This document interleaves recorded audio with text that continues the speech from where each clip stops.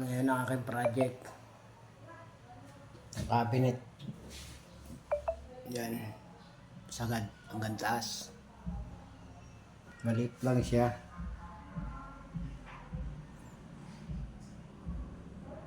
Ito lang kasi yung pwestong sayang pwesto ng ano eh. Space. Sayang. Gagawa natin siya ng maliit na cabinet.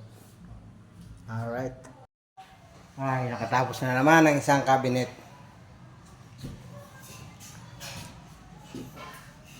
Dalawang araw na symbol. Maliit lang. Ano? Dalawang drawer. Mahirap itong drawer eh.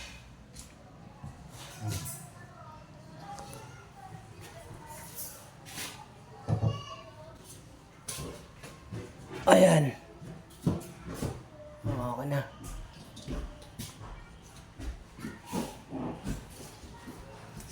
Okay, ganda na muna. Tapos na cabinet sa taas, kwarto. Ito naman sa lababo. Saka rito sa taas. Pati ito, ang pinto na ito. Yung pull out, nagawa ko na yung pull out.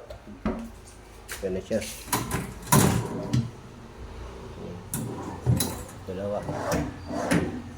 Lagyan na ng baso, plato. Pinto, ano lang gagawin ko rito.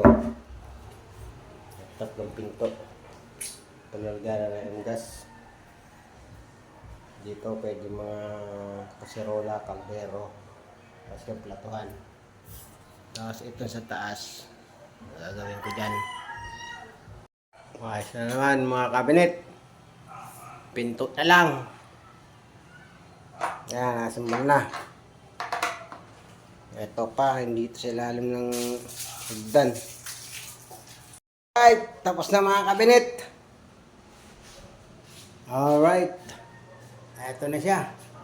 Galing mahaba eh.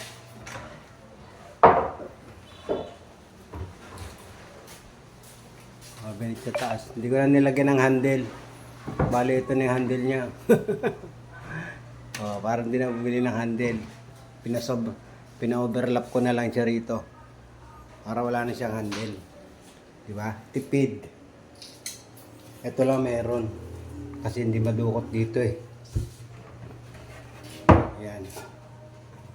Pull out.